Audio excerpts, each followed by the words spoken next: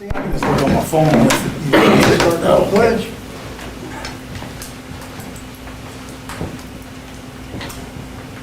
Man behind the curtain. Yeah. I pledge allegiance to the flag of the United States of America and to the republic for which it stands, one nation, under God, indivisible, with liberty and justice for all.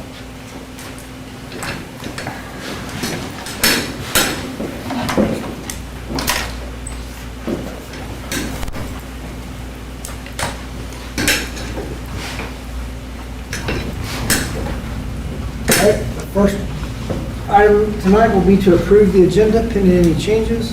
We do have one change I would like to add to tonight's agenda, and that agenda item would go after number 5, right below in between communications and our reports. We're going to sandwich in there an agenda item simply labeled acknowledge resignation. That's what it's going to simply be, is just simply acknowledge resignation, and I'll give you more insight on that when we get to that point of the agenda, if we could add that. Improve that as part of the overall agenda. Make a motion to approve the agenda with the addition, acknowledge resignation under, just prior to prior new business under communications. I'll second. Okay, Mr. Wendell, Mr. Abrams, all those in favor? Aye. Anyone opposed? Okay, that motion carries. Next item will be the good news recognitions. We once again, hopefully the minutes will work, but we have some good news from our students.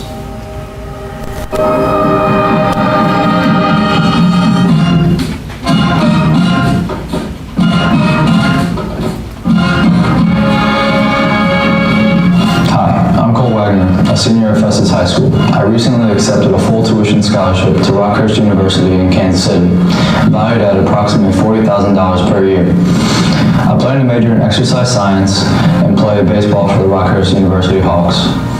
Now here's the rest of this month's good news, recognitions, and announcements.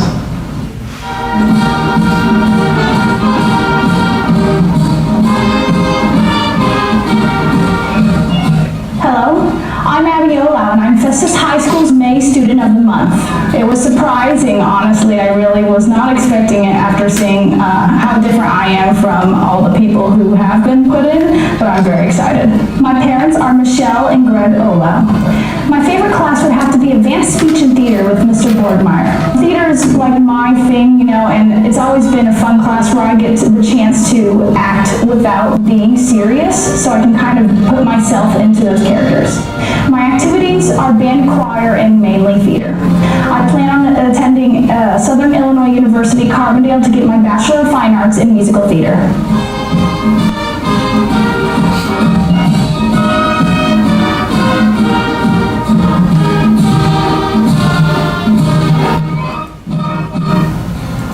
Festus athletes are enjoying great success on the court and track this spring. The Festus tennis team won the district title, and Ryan Esparza won the singles title. In track and field, the boys team won the district championship. District champions are Colin Krieg in the 800-meter run, Aiden Grant in the pole vault, and Austin Anderson in the javelin. 17 athletes qualified for sectionals in 14 of the 19 events. On the girls' side, the team finished third in district. District champions are Ella Shai in the pole vault, Kayla Roberts-Day in the shot put, and Alexis Bealey in the 200-meter dash. The girls are qualified for 11 events at sectionals. That meet will be held this Saturday, May 22nd at Park Hills. The middle school inducted more than 120 students into the National Junior Honor Society. 55 were 8th grade students who missed their induction ceremony last year because of the pandemic. 73 7th and 8th graders were inducted into this year's class. This week, 54 5th and 6th grader students ran in the annual Festus Fitness 3K. The event is normally held in the fall, but this was delayed this year. Festus Fitness is a weekly running and walking club for students. They meet every Monday and run or walk 1.5 to 4 miles each week, depending on their training. During the 3K, each student has a goal: win the race, achieve a personal best time, or complete the 3K. Third graders have wrapped up the first ever map test experience. But before they took the test, students in kindergarten through the 2nd grade lined up to cheer them on during the annual 3rd grade map parade. Teachers also sent their former students little notes of encouragement. Though it was a bit later than normal this spring due to rain delays, Festus NEA members met Saturday, May 1st for their biannual highway cleanup. As part of the organization's commitment to bettering the community, members meet one Saturday every spring and fall to clean a mile of adopted highway on Highway 8. Weather was great for the cleanup efforts, and the volunteers cleaned up 20 bags of trash in a bit over an hour. Dozens of Festus seniors will be awarded tens of thousands of dollars in scholarships this week. You can see the debut of the 2021 Senior Awards program at 7 p.m. Friday night, May 21st on the district Facebook page, YouTube channel, or Festus High School district website, festus.k12.mo.us. That's a look at this month's good news, recognitions, and announcements.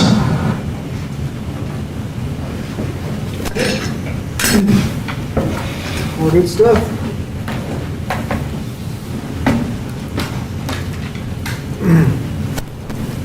All right, our next item now will be to approve the consent agenda. So if someone would like to make a motion to approve that, we can have discussion. I'll make a motion to approve the consent agenda. I'll second. Okay? Just a couple comments there. You notice it is our annual lengthy consent agenda. Fortunately, we did not go past Z. Remember in past years, sometimes we had to go down into AA, BB, but this is a year that this is time that we always do all of our handbooks for next year as we're preparing for departments, staff, student handbooks. We have like one-to-one handbooks, for guidelines for that, maintenance, custodial. So that's the bulk of it. Really, for the most part, most handbooks from year to year, there might be minor tweaking, and there really are no major changes at any site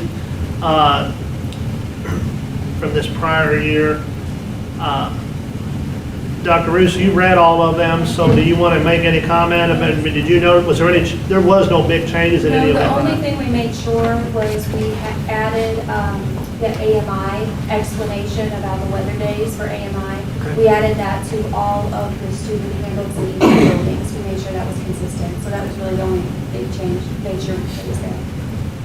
And then you also see on there, this is also the time where we have our milk and our bread bids, and that information is there.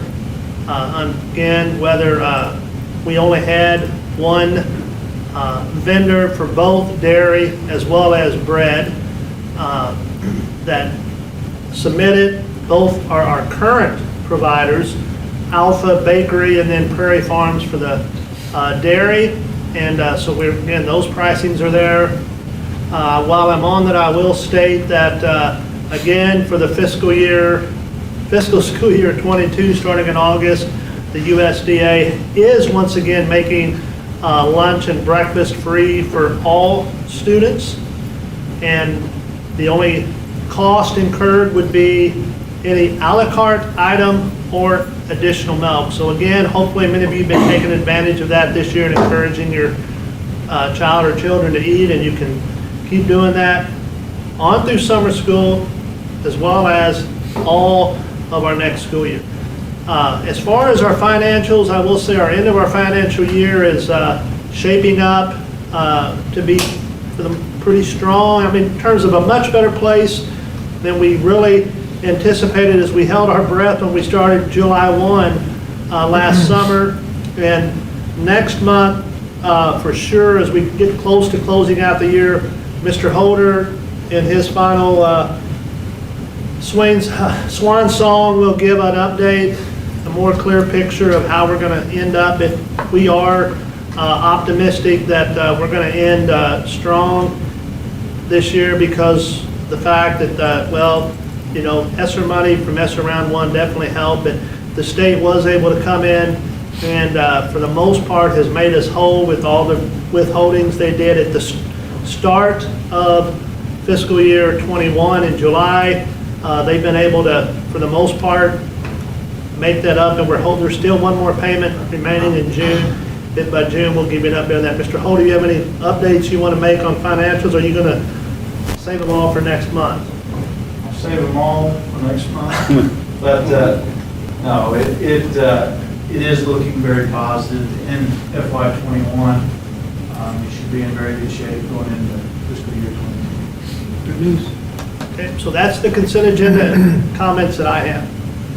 Anyone have any questions? None, all those in favor? Anyone opposed? Okay, that motion carries.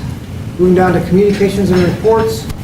For the first item then, I'll entertain a motion to acknowledge a board resignation and the Board of Education vacancy.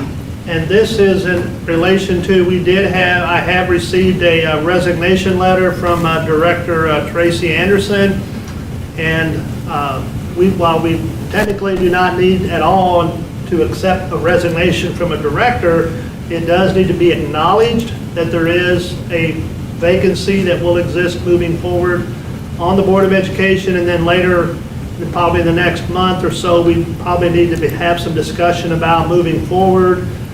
What are some of the options that you might want to entertain, because we are, 10 months, 11 months out from the next election, so simply, we can have some discussions on that probably next month or into July at some point, decide what we want to do. But I did put in some of the attachments and some of the lower, my superintendent's report, I did scan some of the current policies that pertain to a Board of Education position that comes open during a term. What are some options?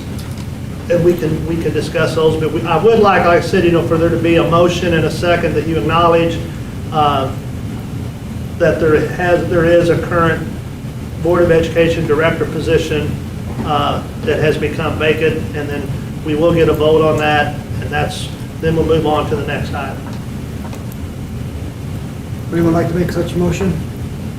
And, I did want to say, Director Anderson, like I said, served 2 terms, and then she was off the board for a year, did not run, and then was elected again a little over a year ago, right at a year ago. And like I will say, she has had students that have graduated from Festus, and they have been in the community for a long time and have given a lot of service to the district. And I do want to, like I said, commend and appreciate the time over the years that she's given to the district moving forward. Agreed. I'll make the motion, sadly, to accept Mrs. Anderson's resignation. Okay, motion by Mrs. Beresowski. Is there a second? I'll second. Mr. Wendell? All those in favor? Aye. Anyone opposed? The motion carries. We'll move down then to the superintendent's report. Okay, and I am actually for once going to try to speed through this. I always kid Mr. Holder about talking fast because he talks slow. But no, we are in our final days after today. We actually start tomorrow. We have 3.5 days left. It's been it's been a year like no other, but yet it does seem like it's going by fairly quick. And our entire staff has done a great job. I know they get tired of hearing that, but again, they really have what they've accomplished in keeping our schools open every day, 5 days a week for those that wanted to come to in-person learning, as well as making sure the needs of our online students were met.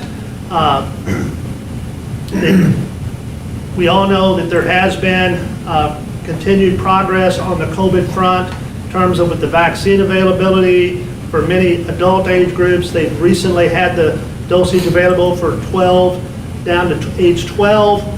And about 6 weeks ago, a decision had to be made about kindergarten promotion. That's, quite an event in definitely the lives of those parents.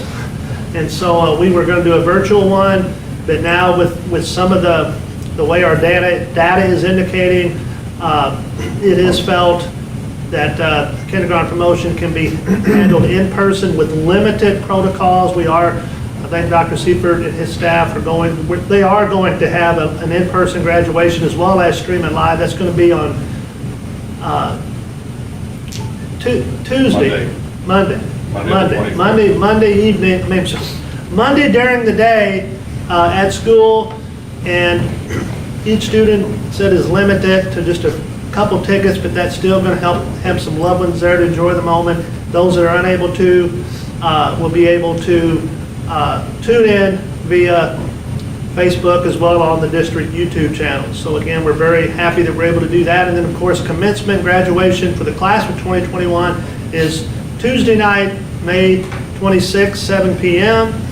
Again, going to do some limited mitigation protocols, but for the most part, there will be some limits on the ticket. I think each student is around 6 to 8 tickets, which will still make a nice grad. I think we've got a little under 200 graduates at this point, but again, hopefully the weather stays well. If there is inclement weather, it will be moved to Wednesday night, the 26th, and then if it's bad weather, then we're going to move it to the 27th on Thursday, all at 7 p.m. and hopefully we can find a 2-hour time frame during that evening hours on those evenings to have our graduation. If we do have to go to Jefferson College, they also have minimized, lessened some of their restrictions, and as a hope, whereas before, up until just this week,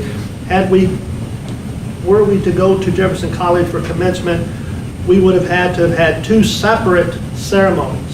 But now, because they've relaxed some of their protocols, if we have to go there on Thursday evening, there will be tickets, but we will get to do everything in one ceremony. Next month, we will be presenting to you the fiscal year 22 budget. Of course, a big portion of any budget is salaries for your personnel, your staff, and we have been, for certificated staff, been meeting informally for about, how long, Mr. Holder? 4 to 6 weeks at least. And then we did have a formal meeting with some reps from both the bargaining unit as well as from the Board of Education the other evening. And in June, we will be bringing forth as part of the budget what some of those main agreements were. We do feel that we've come up with a strong benefit package to both attract as well as retain mainly, our existing staff. And we will incorporate in fact, Mr. Holder has already incorporated some of those estimated costs if they are approved into the budget. And again, it still holds for a promising outlook heading into fiscal year 22 if those are approved in the month of June. So look forward to that. But I didn't know if any of the ones that were here the other night, if you wanted to make any comments. Like I said, we made it in about record time. If you've been the last couple of years, sometimes those things go long, and we were, because of some of the prep work Mr. Holder had engaged in, and the time the infinite it took out of, we were able to get it off in less than an hour. So, but if you all have any comments you want to make either way, that's... You guys did all the hard work, we just had to... The budget, again, if we wind up being good with that, or what I'd like to do based upon numbers that I've talked with Mr. Holder about, based on even if the proposal would be approved in June, it does include the budget. I did pencil in some tentative numbers to add an additional, if you all were okay with it, and 2 additional full-time certificated positions above and beyond what we've already done. First one being an additional school counselor. Mr. Wolk has been calling me daily, wanting to make sure that can happen. And I think it's something that needs to be done. Dr. Roos also, I know the presentation a couple months ago, you all were very much in favor of some of the ideas offered forth, from our school counselors. And while we've added the 1 position for next year, I would like to, if you all are okay with me moving forward so we can get it posted, adding an additional school counselor position. It would probably be assigned, it'd be up to them, probably going to be at the elementary school. And then our numbers also are showing that at the elementary level age group, we probably need an additional full-time educator in the area of special needs. And like I said, those would be above the other 2 positions. We'd already added an elementary classroom teacher, which basically for next year would be 3rd grade, because we do have a large 2nd grade moving over. And then we also were adding already the 1 additional counselor at the middle school, because like I said, they've only had 1 there the whole time. So unless you all are opposed to that, I'm going to, probably by the 1st of next week, you're okay, post those positions. And I'll they will be part of the budget next month. And then outside of that, I've got a little PowerPoint to show. And this, let me set the stage, as you know, back to COVID. Mr. Holder, could you get the lights, please? And then if, we all know, we've had a lot of mitigation protocols in place this year. Our students, parents, staff have all done wonders. There's been people on both sides of the aisle, from nothing to we need more.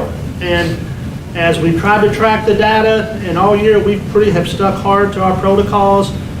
That we've been tracking the data, as have other districts. And as you know, the CDC came out recently and said that, that vaccinated people, adults those that have had the vaccine, can rest pretty assured they do not need to wear facial coverings indoors or outdoors. Of course, you get into, where do schools fit into that?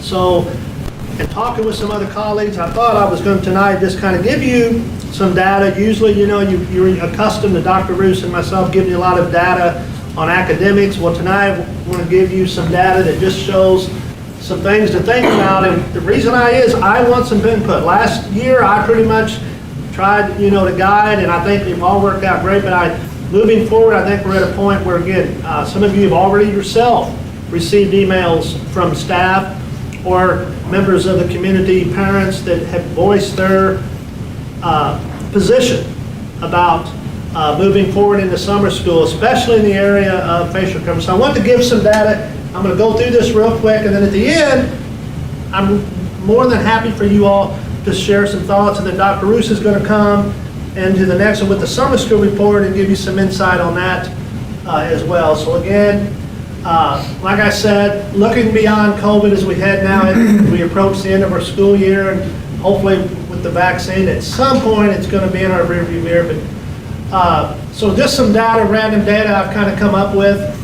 If you look at each quarter of the school year, we look at positive student cases, staff cases, and as well as close contacts each quarter, how those phased out. So we've got here, that's positive cases for students, positive cases in staff. Now that could include teaching staff as well as classified staff. How many total numbers we had for students who were identified as a close contact through a school positive, not through something outside of school, as well as staff that had to be considered a close contact and quarantined as a result of a contact at school with a positive. So just looking at how did we phase through the year? When we look at first quarter for students, we had 27 positive student cases during first quarter, which was right at 1.2%. For staff, we had roughly right at 4%. This was based on about 2,400, about 2,400 students that were in seat. And then staff stayed consistent, estimate right at 325 staff by the time you include all of our custodial, maintenance, food service. That would be 0.12%, right? It's that 27 there on which one? The 27, is that 0.12%? Yeah, that should not be, it's basically, it's 1/10%. 0.12%. And I don't know why I moved that desk, but I think Dr. Bruce is the one that. PowerPoint. So we go back and look at then over here at our close contact students that had to quarantine because they were sitting near somebody that tested positive or whatever. We had 62 students during first quarter, which was 2.5%. And then we have close contacts that with staff that had to quarantine. We had one for not even near 1%. And then you go down and we just go through and we look at second quarter, which we know second quarter is we really got, by the time October got here into November, we got hit pretty hard, especially after that Halloween surge, fall break. We had 70 positive student cases during second quarter, and we had right at in staff 43, which was 13%, and our close contacts were 223. Again, right at barely that almost, well, it was 9% is what that was, and then our 6 for staff, that was basically 0.2 of, a percent. And so then we go into third quarter. Now remember, third quarter we had more kids coming back, not a lot, but we went from about 20% down to about 12% for the start of second semester. And so we had 52 positive student cases in third quarter. That's still my number, my percentage. I should have kept reporting them in decimals. The positivity for staff, we had 23 or 7.1%, and then we had close contacts, went to 111, and we had one staff person that had to quarantine because they were a close contact. So that was through third quarter. It was about the end of third quarter, and that late March, mid-March, where the vaccine was pretty much starting to be available to staff especially. So we headed into fourth quarter, and this is as through today. We've had, in fourth quarter, we've had 18 positive student cases. We've had 6 positive cases in staff.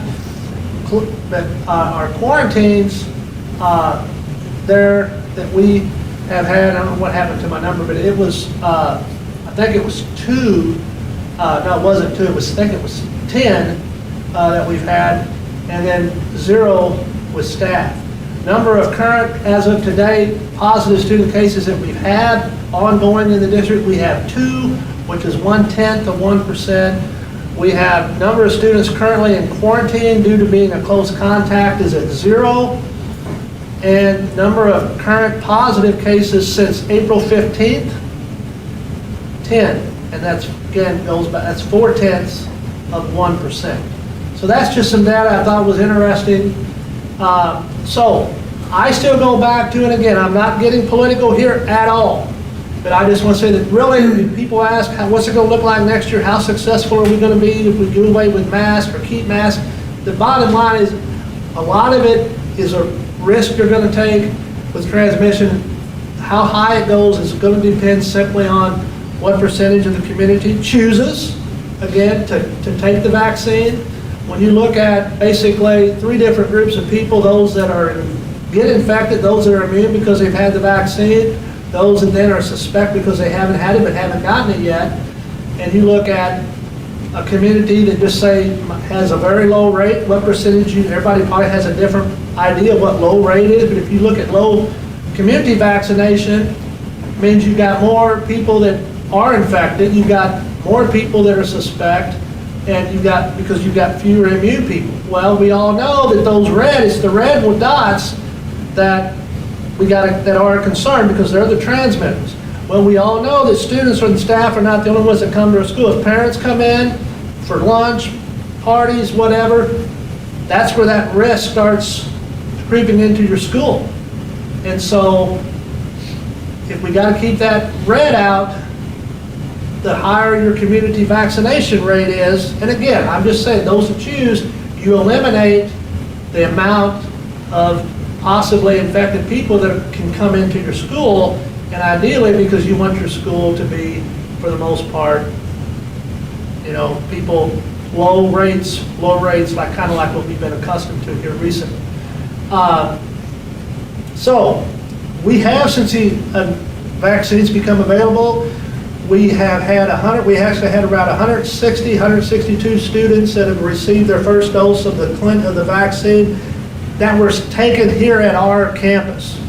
Okay, that's only those that took it here. That's all we have record of. Okay, and again, so there's probably a lot of ones that chose to take it off-site somewhere, but we know that, and we have the second dose lined up in a few weeks. We offered a clinic here on site for staff, and again, of about 325, 350 staff. The number of staff that received their dosage and took their vaccine here at the clinic we offered was right at 175. Now, here's the thing about as we move forward, mask, no mask, whatever.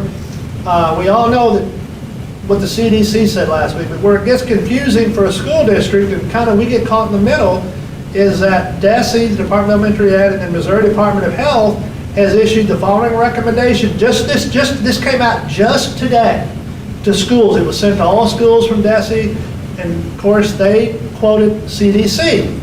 And one of the questions in their information was, do fully vaccinated K-12 students and staff need to wear masks with the new CDC guidance? Now remember, that's the question that they posed, but then the response they gave to that, and the key word here that I think we need to focus in on, because again, at this time the CDC mask guidance for schools remains unchanged because a large portion of the population under the age of 12 are not yet eligible. The CDC continues to recommend. Okay, so again, they stop short of a mandate. Okay, they say, but again, when I talk more about what else is, we got to think about also, though, moving forward. Then if you want more information on this, and I did upload this to Web School Tools, and it is also in public view, this PowerPoint in PDF form, so if a parent, somebody does want some more information on that guidance, they can go to that website. And again, it's recommended. So, keep in mind though, mask or no mask, quarantine is still going to exist. We've been told that quarantine is not going to go away. That's stuff that we have no control over. Now, what DESE has said is that, if you remember last fall, they said that a student could shorten their quarantine period down to like 7 days from 14 if at the time they were deemed a close contact, if they had been wearing a facial covering properly and the student that was positive had been wearing a facial covering. Mainly also stated that, and the district had an approved mandate for masking in place, which we had this past year. Okay, now they're saying though that if a school has implemented a mask mandate, the individual who came in contact can continue to attend school. Okay, but then they also say down here at the bottom, if a school has not implemented and does not have in place a mask mandate, in close contacts should not come to school. Now again, I just found it odd that they used that term should not instead of not, because our Jefferson County Health Department says that they basically are to be kind of get prohibited from school. So again, that's with no mask, it does come in with the risk of, again, quarantine, which again will still be handled through the health departments. With no mask mandate, any individual identified as a close contact, whatever, will have to quarantine for the 14 days. Now again, you can see what our rates have been though. But again, remember, we have had mitigation protocols in place. So, if we have no facial coverings, what strategies, are we just like letting COVID come in and take over? No, we can still do strategies. We've done a plethora of strategies all year. What can we do? We can still practice mitigation layers. We can still emphasize to students and staff, if you're not feeling well, stay home. We can continue to emphasize routine hand sanitizing and making hand sanitizing stations available throughout our campus. We can emphasize scheduled cleaning, maybe not to the extent that we have this year, but still make sure we clean surfaces. The CDC has come out though and said that they have now got enough data to indicate that basically COVID has a 1 in 10,000 chance of being transmitted through a surface. Okay, so if we can still make sure that we take and are diligent about cleaning that. We can also say, hey, when we can, if we're there, we can social distance, spread out. I mean, you don't have to have masks. If we not have masks, you can still, you know, I do think that some instances with COVID, just people keeping distance hasn't necessarily been a bad thing all the time.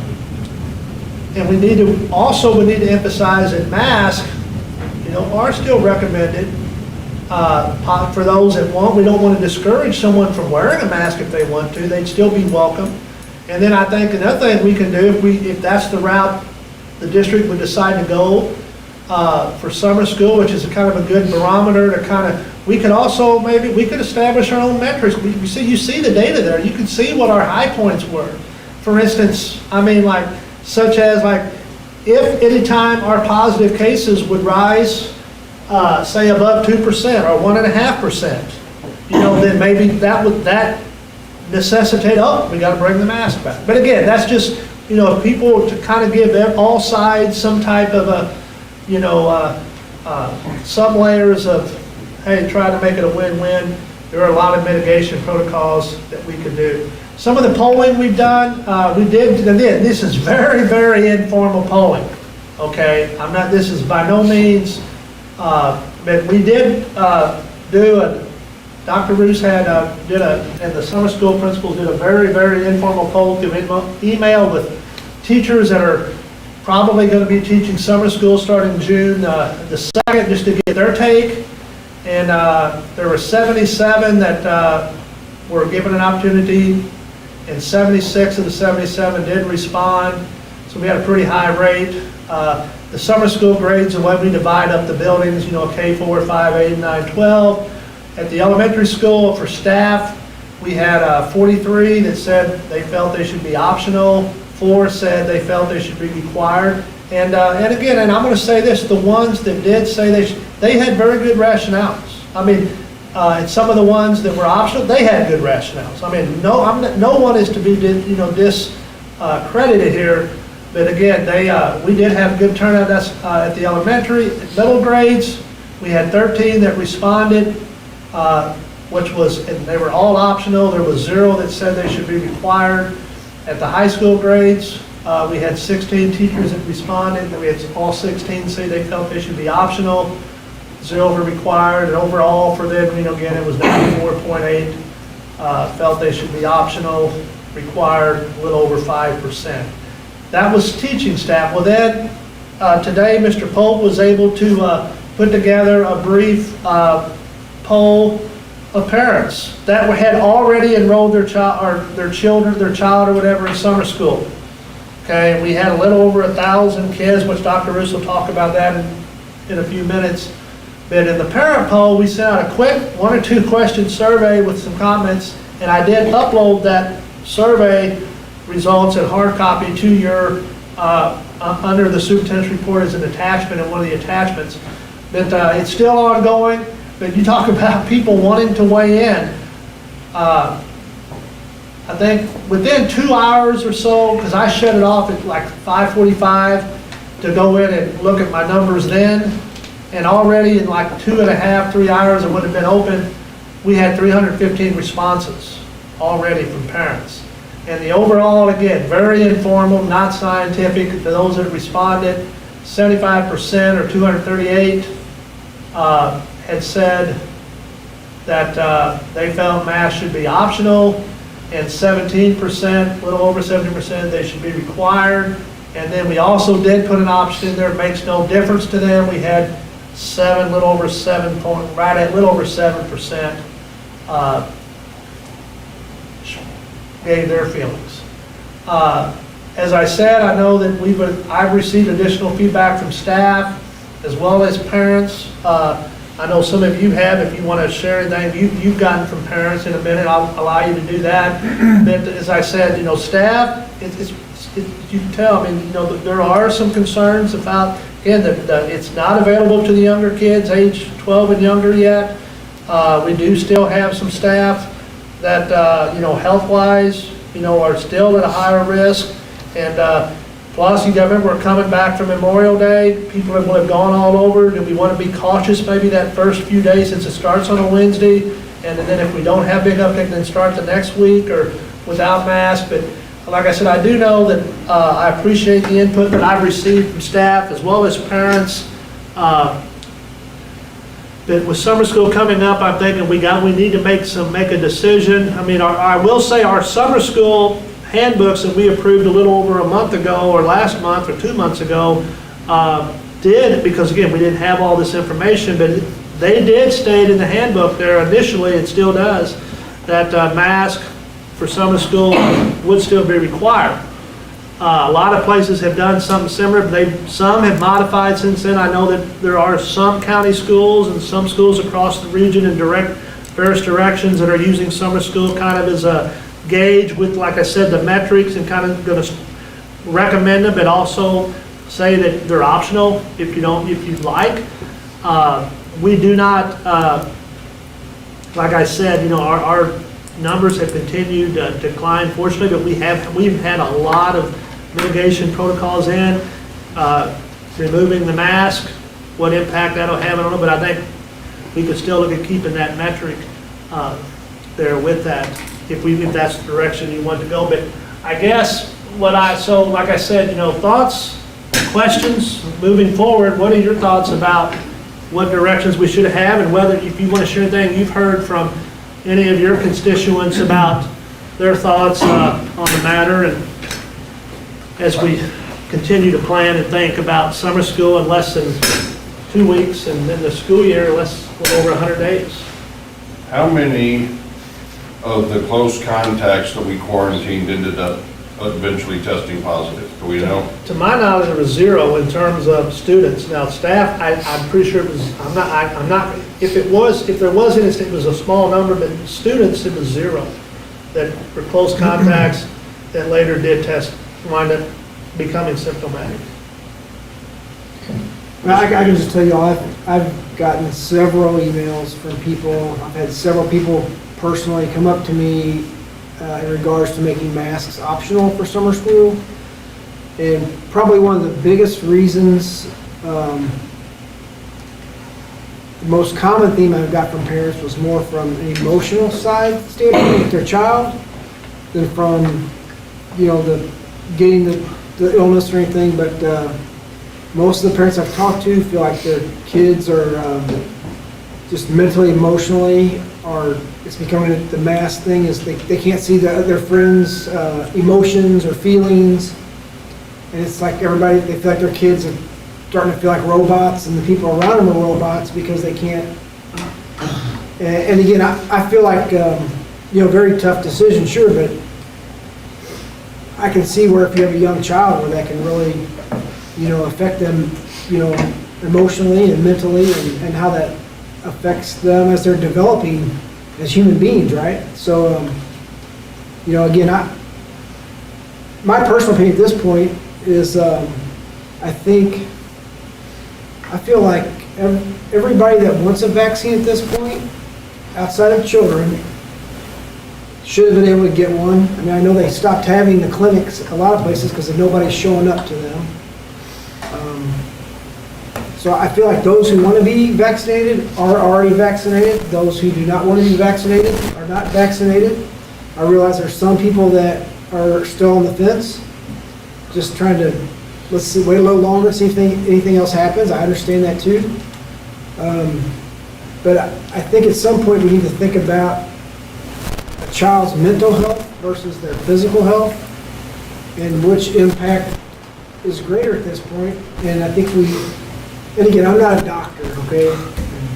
But I kind of feel like when this first started, we really didn't know what was going to happen and how kids would react and be affected. I think we have a pretty good idea now that kids, for the most part, are resilient and pretty much are not affected, although there could be. I mean, I understand that.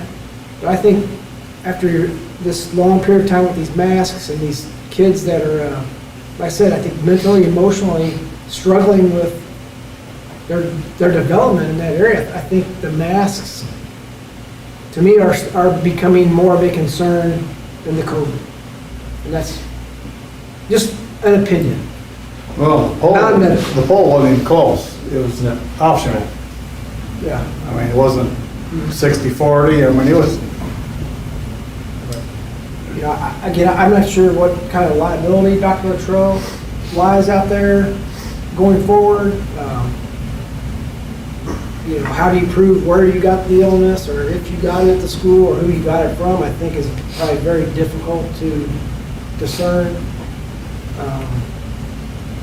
I think initially in the beginning here we were concerned about our teachers, because they're adults and some are older than others, and it seems like the teachers, and again, not everybody, but in general, support masks being optional. I would have no problem making them optional, but again, I would like, if we did that, I would like to see a target. Hey, if 20 kids test positive, even if it's the last day, the masks come back out and go back on.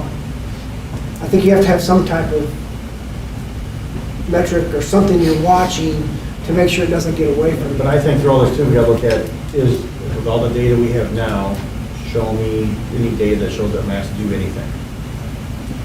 And I don't, I can't speak to that. and that's what I'm saying, though, we don't, Nobody. we don't, that's what I'm saying, though. Yeah. With enough data now, we should be able to look at that very easily, and there is no data that supports that, so I don't see how we can support anything but optional at this point.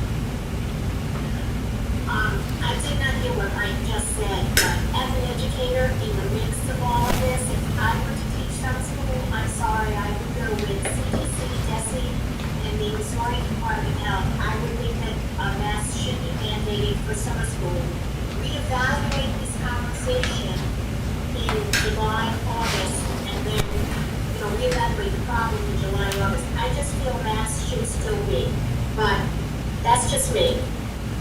I mean, the powers that we are saying it should be. So if I were teaching, I would want it to be, you have to wear a mask. I do understand the kids are having a hard time with it, so are the teachers, but that's how I feel. I appreciate that input, Doreen. Todd, I agree with you. I mean, I've talked to a lot of people about it, and I haven't had one person come up to me and advocate for mandating them this upcoming school year, even in summer school. But I've heard a ton saying optional.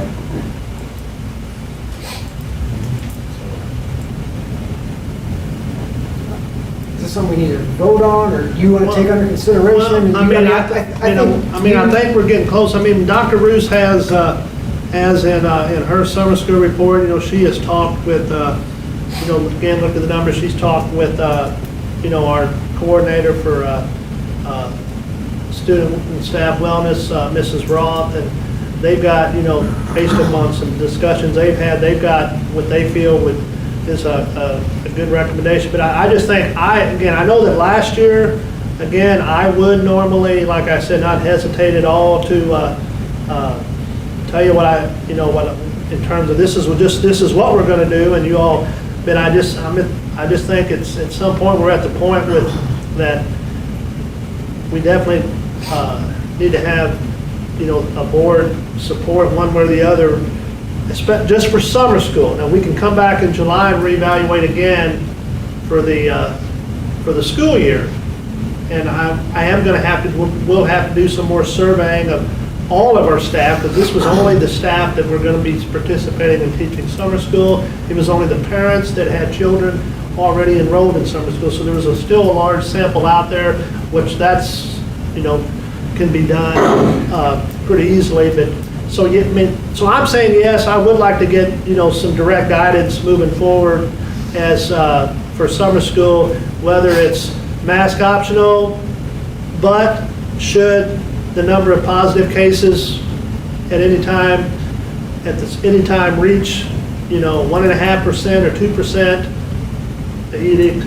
that, that kind of gives everybody some type of, as Mr. Holder likes to say, cover to see if it, to still go back and try to make sure that things do remain safe and don't go completely south. But again, we will do whatever as a whole I would like to instruct. Maybe we put the cart before the horse here. I don't know, Dr. Reese, if part of your presentation. Yeah, we'll let her back. We'll go and let her give her summer school report in terms of enrollment in that. If you guys already have a recommendation or something, I'd certainly like to see We've that. had similar conversations, as Dr. Charles mentioned. I've met with Ms. Roth. We've had a lot of conversations about that. I've met with each of the summer school principals. We've talked about the mitigation strategies that still need to be in place. But I think they're getting asked too, as summer school principals, can we make mask optional at this point? So that's kind of where the conversation started was, are we at the point with summer school numbers being smaller than a regular school year, is this the time to try that? And so with that, we have numbers right now, we have 1,062 students enrolled in summer school already, which is pretty on track, right, Mr. Holder, from previous years. So we have kids who are coming. We have all of our online classes. We have only offered online PE. Both sections of those are full. Again, we had to cap that due to, number of teachers, and also having them come in the fall and participate. We have an AM session of PE that's full, and then our PM session is still open for some. Driver's ed is full, and then we have our credit recovery students who are coming. We have about 300 9 through 12 graders coming either for elective courses or credit recovery. So we have about 1,062 right now. So one of the concerns from the middle school group, that 5 through 8, they, as you saw, 100% optional was what they said, but they also wanted to be sure that we could still social distance and we still could do some of those mitigation measures, with the students being there, and they switch classes and things like that in 5th through 8th grade. So they wanted to be sure that some of those strategies were still in place, just to be sure that we're making sure that everyone's safe. So their polling answer was make it optional, but with some of those strategies still in place. When I met with Ms. Roth, we had a conversation, and she also agreed that she also agreed optional, but she would like to put some kind of metric in place that if we start to see that increase, that we do something about it. We don't just let it go on and say, well, we said masks were optional. She would like to continue to monitor that. She'll be here, the other school nurses will be here during summer school, and we'll watch those numbers to see if they're going to increase if we do decide to go optional. Not being afraid to pull back and say we need masks if we need them. So she agreed that we definitely needed to have some type of metric there. I don't know if things like you guys probably discuss, like if the kids change class, maybe if you're in a crowded hallway, you wear your mask, but not at your desk. Or I know a lot of places anymore, like if you're sitting at a table or you can.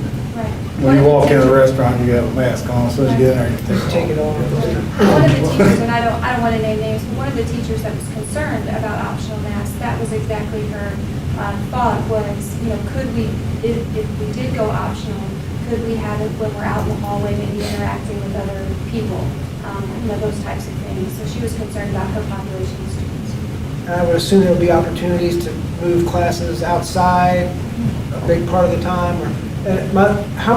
What's the average class size, let's say at the elementary school for summer school? Yeah, we capped them at 30, but, we try to watch that. Mr. Holder and I had a conversation today that, we'll adjust teachers if we need to, so that those class sizes stay down 25-ish. Again, it just depends on how many actually show up. Sometimes they enroll and they don't show up, so we make a lot of adjustments on those first few days. But I do think that everyone, like you guys have said, the kids are tired. They're hearing it. The teachers are hearing it from the kids and the parents too. That they can't, especially elementary, they can't see you smile. They can't tell if you're mad. Those types of things. So the mental health side of things definitely has come into the conversation. Now that we have gone through a year of having masks. I would like to say I do believe if we do make it optional, we still need to, like you said, reserve the fact that there may be a point to where we have to mandate them depending on what the numbers are doing. But, I wouldn't want to just say we wouldn't do that at all. Make sure if we do go optional that parents are aware that there is a chance that could come back if the numbers start rising or whatever. But I would support an optional start to the summer school year with that in place. I don't know what that number would be. That'll be up to you guys to figure out what that number is. But The other thing to consider is, as you mentioned, the younger kids, they don't seem to be getting COVID. Like, some of the concern was at the high school level. Well, the high school level, we have less kids, they come. Most of them are required to be there. Those classes are much smaller. So as far as social distancing at the high school level, where I guess the bigger concern for getting COVID is with those older kids, they are able to social distance a lot more than some of the younger kids. And that also was part of the discussion too. I guess kids that want to wear them can certainly. Absolutely. Yes. Certainly wear them.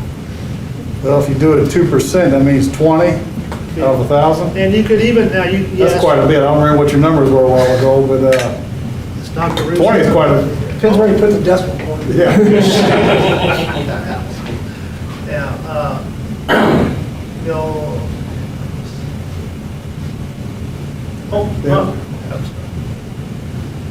It was big you gotta remember now, these are all different numbers too. I mean, these were this, like like that, for students there, that fourth quarter, the 18 that we've had, that was over the course of time, not all at one time. I can get all that other data, like what's the most we've ever had at one time, but because we do track that. But you could do the metric different ways. You could run it as because we do have separate buildings, 3 separate buildings. You could say if any one building gets above a threshold of, But I think that has to be a rolling average. I don't think you set one number at it, because, you know, you could come out the first week and have somewhat of an outbreak, but then the rest of the time be fine. But I think if you had that, Yeah, the masks are on for the rest of the time, right? well, see, I don't know. I think once You're it's talking about 14-day quarantines and kids are Yeah. exposed. only 30 days. That's right, I mean, my, again, and you asked for guidance, so I would tell you what my view would be is like, this fourth quarter, where things have been trending downward, you're at, I think that should say 0.7%. I think a number like 1%, which I know is only 10 kids, but if you want to look at trends and how the numbers flow, and you've gone, 3, 2, 1, if you get over that, to me, when that 11th kid gets it, they come on. Because if not, I think your trend will go back the other way. I think. Again, I'm not a doctor, but. Could I ask for a clarification?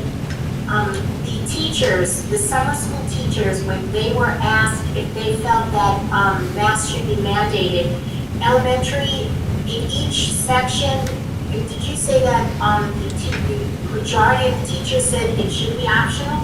Can you put that back up here? Yes, we did, Okay. Doreen. So in the elementary, the middle school, the high school, the teachers feel it should be optional, right? Correct, yes. And at the elementary, it was, I believe 43 of the 48 said optional. Uh-huh. And then there were 4 that said required. And then we had one with no response. they're on the screen. Can you see now. what's on the It's screen, up on the Doreen? screen now, Doreen. It's very hard for me to see the screen. I'm taking notes as you guys are talking about the screen. So that's okay. It's for some reason I can't see it, but okay, well then, it's almost, Dr. Roos will tell you again. You want me to read it to you again, so you have them? if you don't mind. Sure, 43 at elementary K4, 40. Right, then I got it. Then I got the elementary. Okay. Middle school. Middle school and high school are easy. They were 100% optional. 13 out of 13 said optional at the middle school, and 16 out of 16 at the high school. So then if the majority of the teachers don't want optional, then me as a teacher would not want optional, but that's me. Maybe it's like a baby bottle to me. I don't know. Yeah, it's about 95% to 5%. Yeah, so. So it's not even close. Can you go back to your And original, as long as what Doug said, that we had that option I just wondered what your to percentage. reverse it. Yeah, I think everybody's in agreement with that, Doreen. Yeah. You just have to come up with So a my thing number. is though, we talked about if the percentages go higher, you're gonna make masks come back.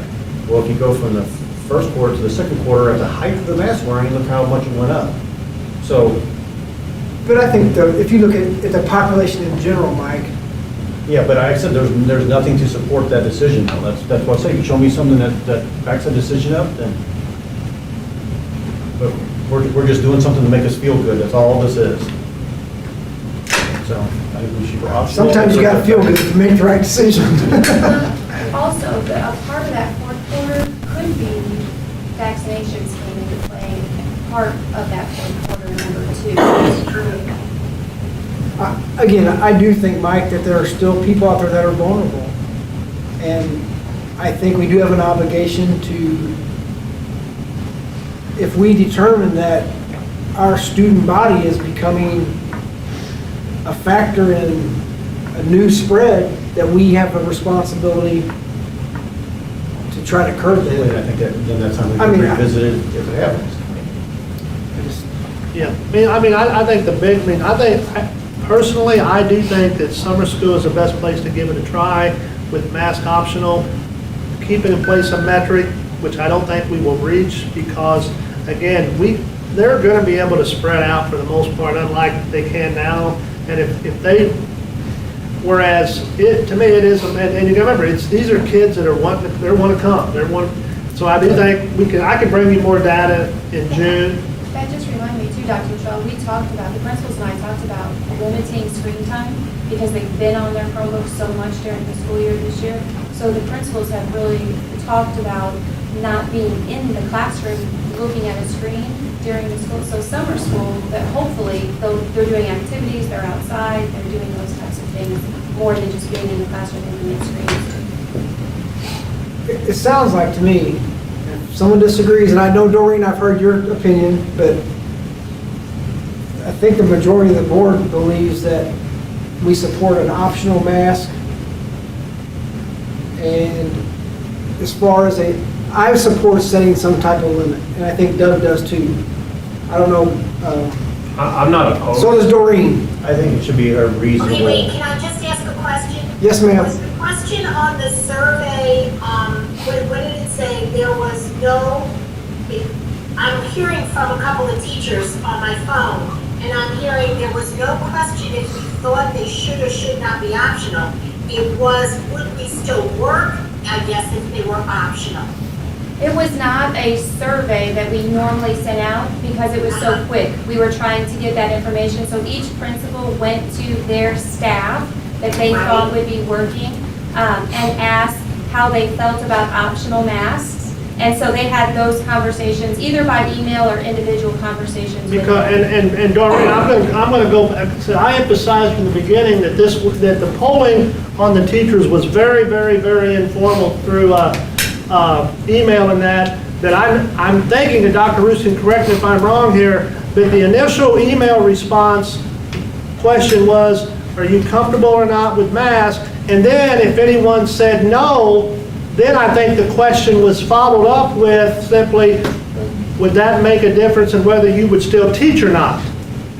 But it was only given, I think that was only followed up with those that said that they felt they should be. Now, Dr. Roos, again, you were in charge. When I talked to the principals, that was the original conversation, was how do we feel about optional masks? And then if it was a conversation, then it was, would you still feel comfortable teaching if it were optional? Did Mrs. Roth have a number in And mind? that's where those numbers came from. Yes. Oh, I mean, it's about That's where the 1%. numbers of the, height from the elementary would be 44 and the 43 and the 4, and then middle school and high school 100%, right? That's correct, yes. Right, and overall results are optional 94.8% and required was 5.2%. Yes. So it sounds like the teachers spoke, Yes. right? Yes. Okay, I was hearing from a couple of the teachers, I just wanted to double check to make sure that they knew what they were doing or saying, okay? Yes. Thank you. You're welcome.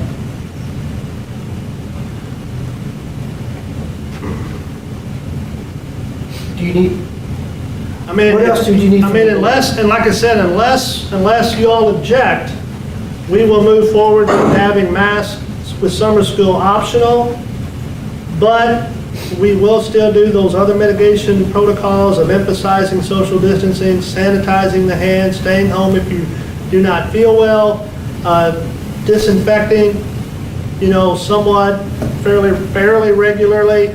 That also will monitor our metrics, and at some point, if our coordinator of student and staff wellness, we reach, a certain percentage level of whether it's a rolling average or a particular level of positive cases with close contact quarantines. But again, and I'm looking at probably, we can set that before summer school begins on that first day because of the fact that, again, we continue to monitor that.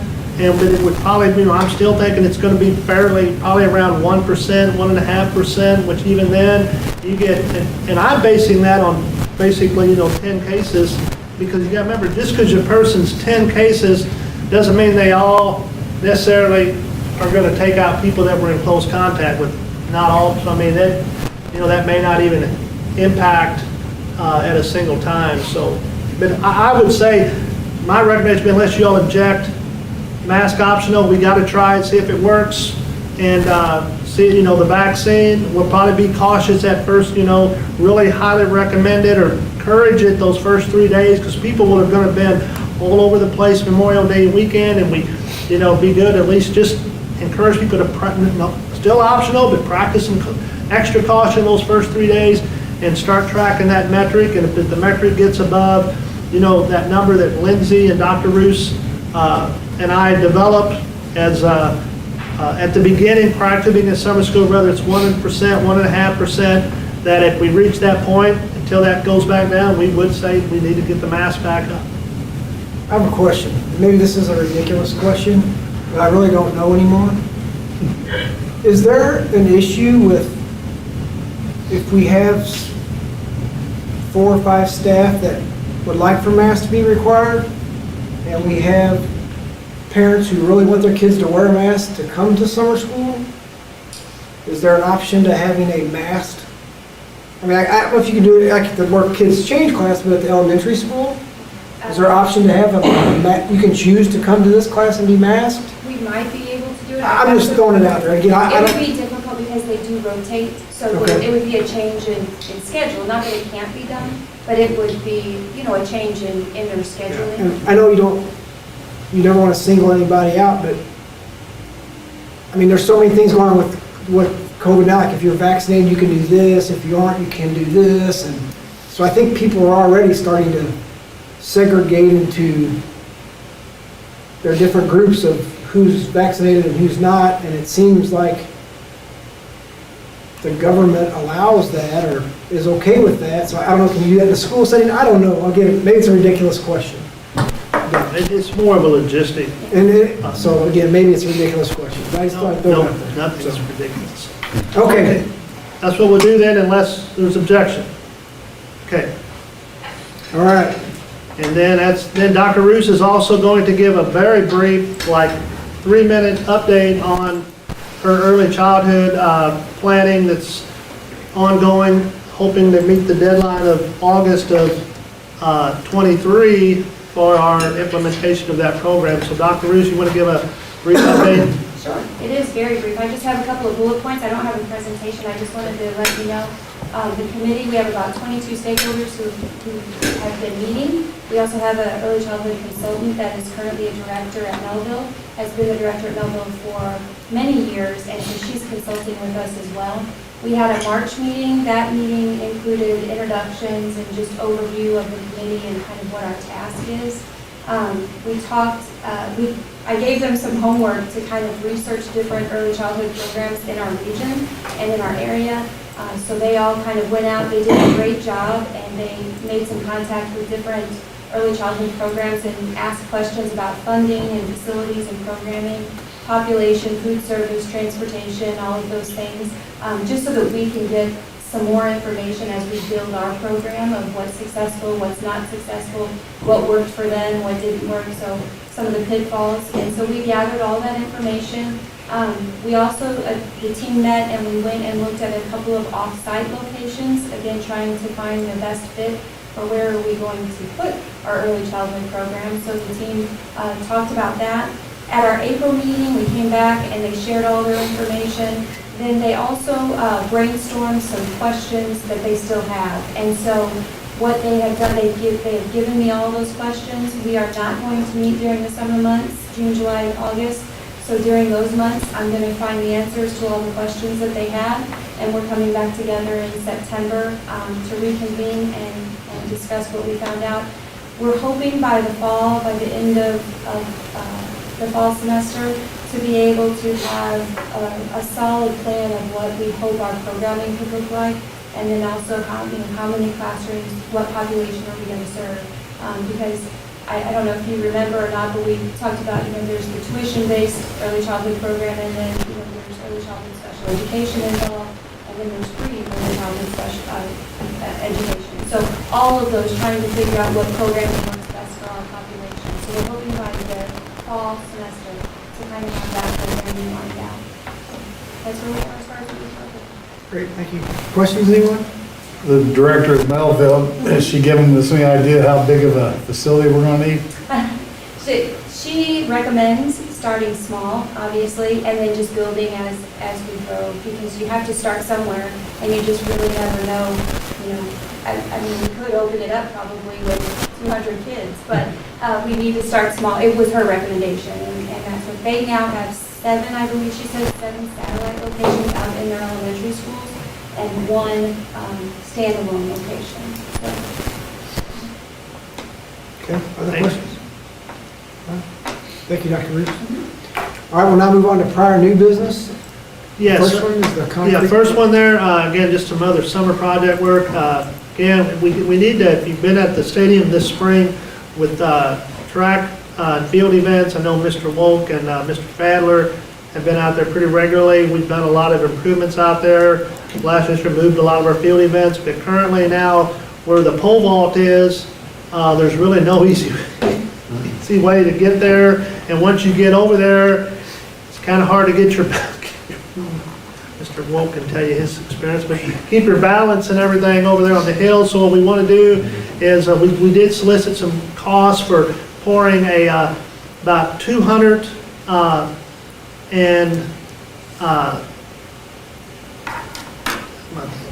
about 200, it's right, it's still 270 feet of concrete, of sidewalk, but then that would lead to a concrete pad that's 24 by 12.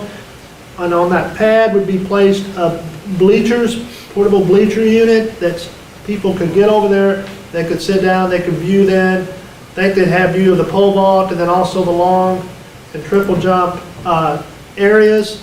And then another area that we want is in across the field where we put in the discus area and the shot area.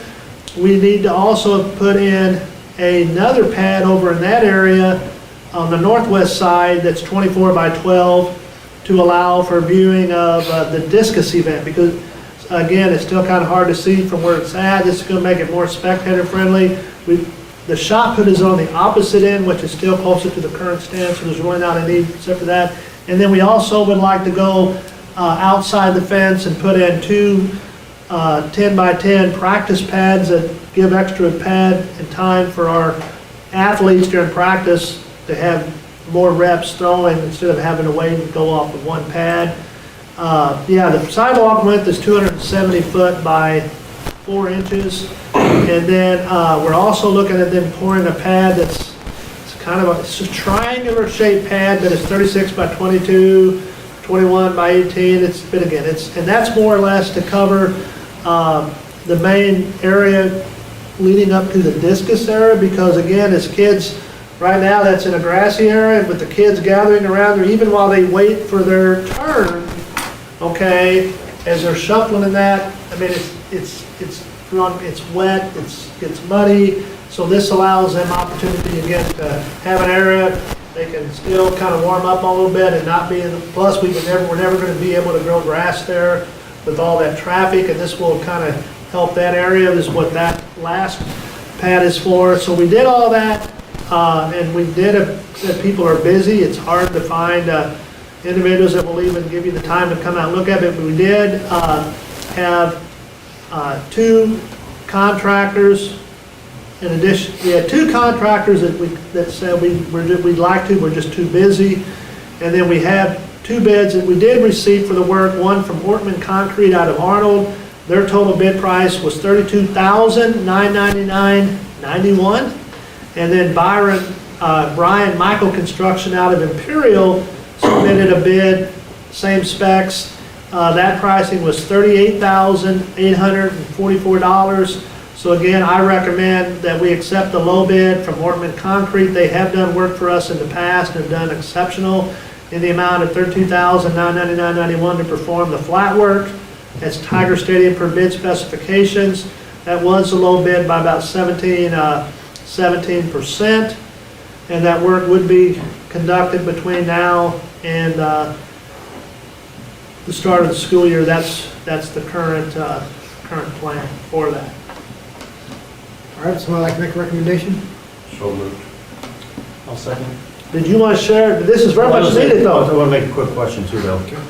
Yeah, for one, when you're watching the pole vault, you have to walk on the outside, down by the street, go behind that hill where Bateson is in the back, walk up the hill, and you have to hang onto the fence to watch it. Because it is so sloped, you cannot stand there flat-footed and watch it. That's kind of crazy. So, Good calf stretch. yes, it is. So within this though, has it been laid out then to where this is gonna work, to put the portable bleachers? I mean, it's all been.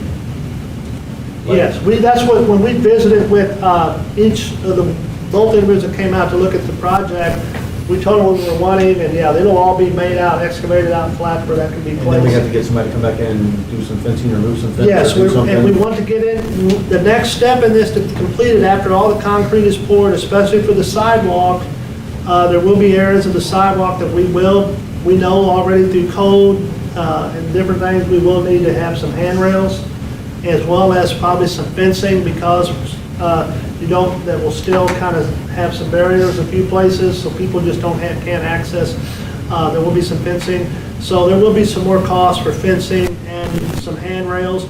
But it was hard to do it right now. We want to get the next phase done and then come in and give more accurate specs on what we need. As long as the price doesn't go up by 9 cents, we're good. Yeah. Ms. Stanley, did you get the motion?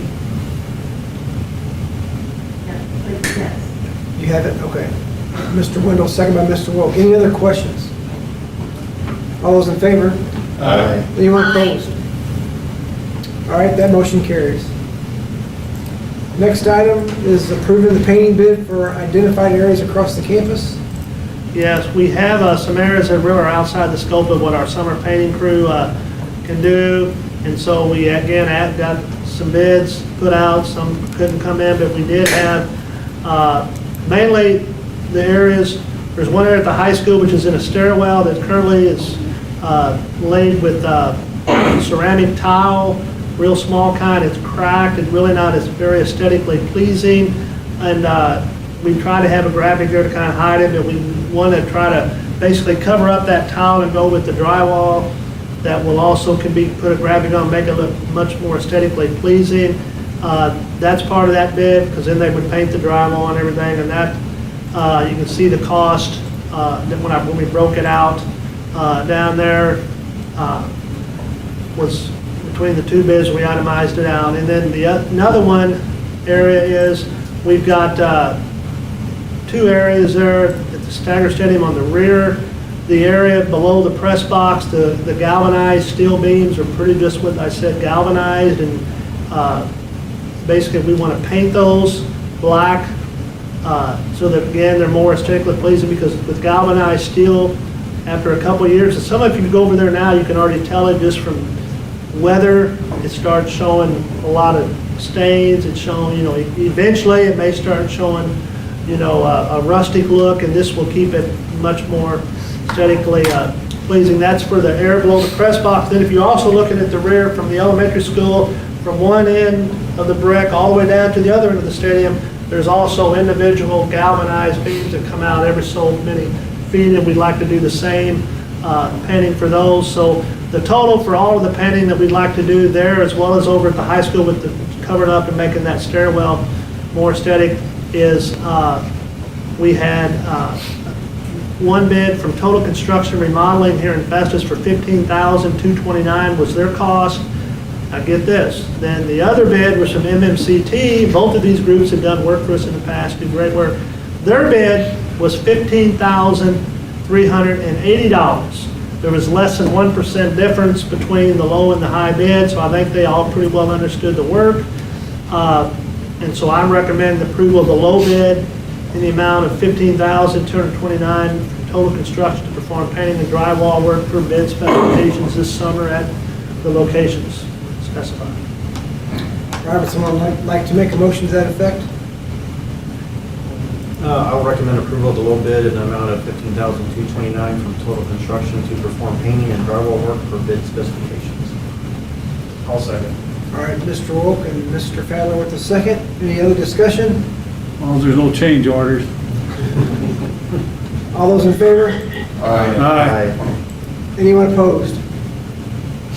Okay, that motion. Back to the trail, I'd like to, can I go back to the concrete one?